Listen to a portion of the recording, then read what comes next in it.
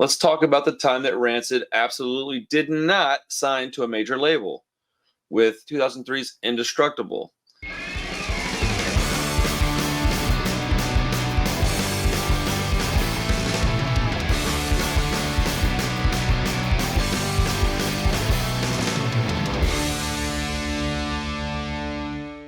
This album is polarizing, bro. People hate this album, and then people love this album. There's not a lot of gray area, man. It is interesting, but this is one that I was 21 years old, very much in love with somebody that wasn't loving me back, and a full-blown alcoholic. And so when this record came out, I remember buying it and listening to it on the way to band practice and literally crying because I got it. Like, I understood it. And I'll just, spoiler alert, Fall Back Down is not on my top 3. But at any day of the week, it could be my favorite song of all time. That song is so good. I don't understand why people don't like it. I think they associate it with the music video and I don't like video. I don't like Kelly Osbourne. That's stupid. Who cares? We all have friends that aren't punk. Like, let's just be real. Yeah, that sucks. You're friends with Ozzy's daughter. Yeah, what a poser, dude. I was more upset that they were hanging out with Good Charlotte, dude. Like, good grief. But then again, who cares? Like, who cares about those guys hanging out with those dudes? Like, if I had the opportunity to hang out with those dudes, I probably would. I'm over here being a hater. That's like a mutual thing too. Like, we're giving you this credibility to this newer, kind of band, that's this pop band. And at the same time, we're exposing all these, like middle school kids to Rancid by seeing this stuff in this video that got played on TRL. So like, it was very much thought of. Again, Kelly Osbourne's like one of the biggest celebrities in alternative culture, definitely at that time and place. Right. And was legitimate friends like with the band years after too. So it wasn't like they just picked her up for a video. Like, they were friends. No, I think they were all just kind of hanging out and then they just shot the video. But okay, you're 5 years younger than me? Yeah. So this is my album. This is my album. Okay. This is the album. I said it when we talked about it, but I kind of want to re-clarify it. It's not my favorite album, but again, as you said, on any day, it kind of can be. It won't ever really pass Out Come the Wolves, but it could, like that mythical number 2 spot, it could kind of fill that at any time. I put it like at number 3 when I did my all-time record, and it means like the most to me in that sort of way, because I have never liked punk rock more than I did when I was 16, when it came out. It came out right at the end of, I want to say, my record started like my junior year of high school. So really right at that prime time where you're like 16, 17, right there. Well, it just, and again, it was like, it was a lot of like, I listened to it today. It's, again, Out Come the Wolves is more of a punk record than you remember. This record is actually more of a punk record than you remember. It's just produced in that early 2000s kind of polished way. So I think it sounds just, there's a sheen to it that nothing else in their catalog really has. Combine that with the video and stuff, and it has a reputation for being more of a pop record than I think it actually is when you just listen to this song. It's just a very clean record. It's not necessarily a very poppy record.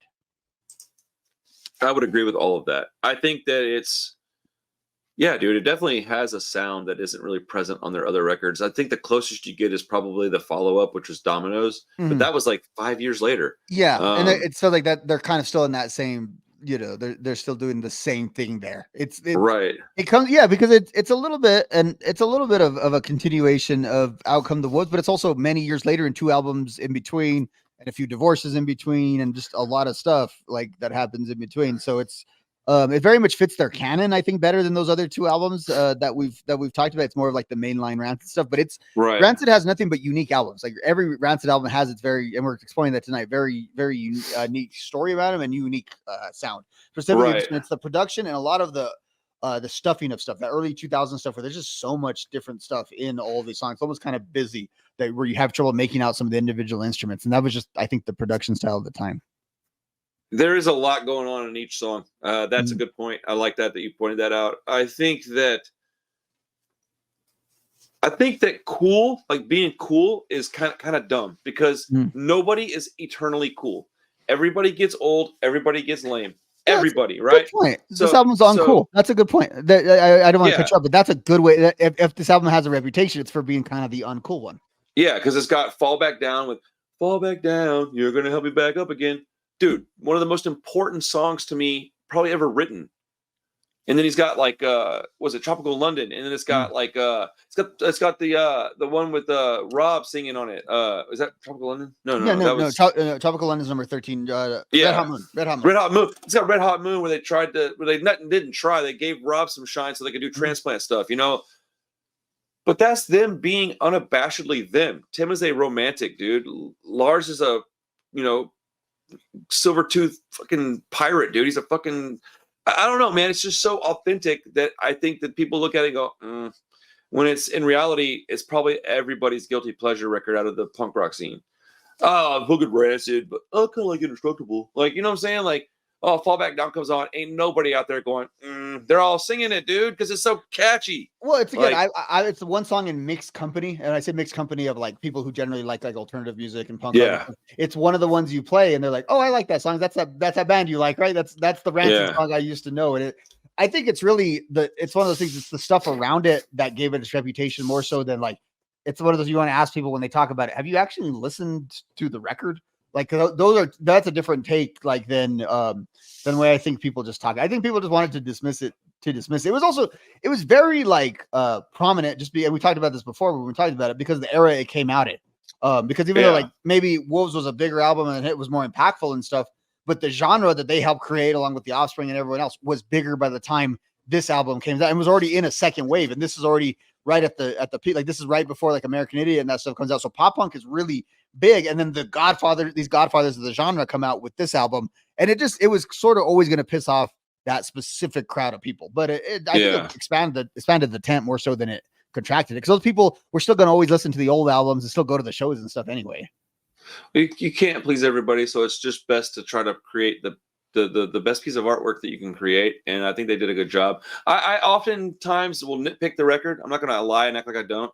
I think that it's not a top half of their catalog for me, but it's like probably right in the middle, like right dead in the middle.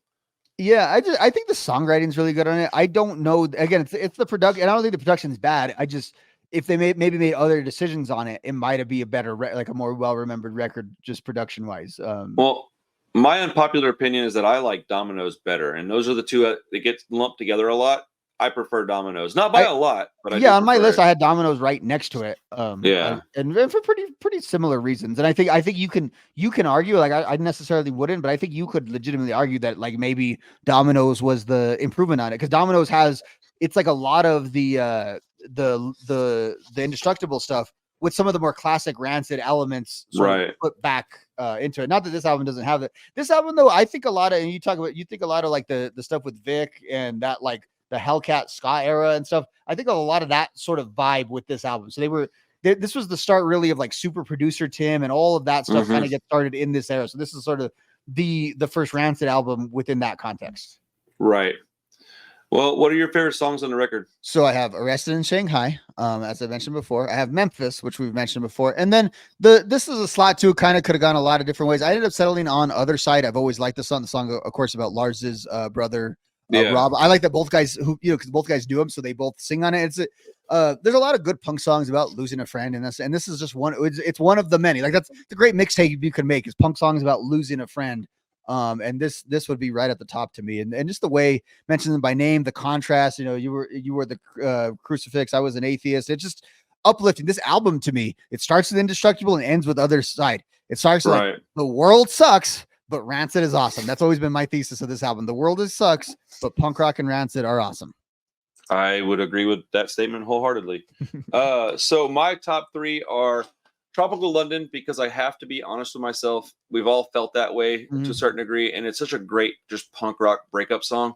We don't have a lot of those that are really actual punk rock songs. This is so just, here's how I feel if you don't like it. Like emo songs, they try to be clever, and they try to be, look how smart I am, look how articulate I can be, and look how big words I can use. Dude, he's just like, no, man, you're fucking up here. Don't do this. You did it, you bastard. It's just like it's just this very straightforward song, and I didn't really want to put it on here because I thought, man, it's kind of a corny song, but I was like, no, that's what I like about it though. That's the go-to breakup song though for us punk rockers. Like that's the one you put on like immediately. That's the initial one, and it goes into Ghost Band, which has that same vibe, which I think is like kind of like an epilogue to it on the album. Great I've always liked where it's positioned on the album with Ghost Band. And then I put Stand Your Ground. It's just such a catchy, bouncy song, and the lyrics to that song are amazing. That was the last cut from mine. Oh, really? Yeah. Again, I remember working at a factory once and hearing that song, like, oh, that's what they were talking about. You know, sweat they were profiting, youth they were robbing, they grind you down to the ground. Like, oh, he said it perfect. Like, he said what I'm thinking. That was one of those moments. I love that song truly, deeply, and for real. And then obviously Memphis is my favorite one on the album. Yeah. Good album. And like, again, like David Courtney's badass, and the song about camera phones when they were just started, like, that was badass. It's a good album. It really is. Like again, I say it again, like, if you don't like the album, did you listen? You know, Django, before that was a movie, you learn about what Django was from that album. It's a good album.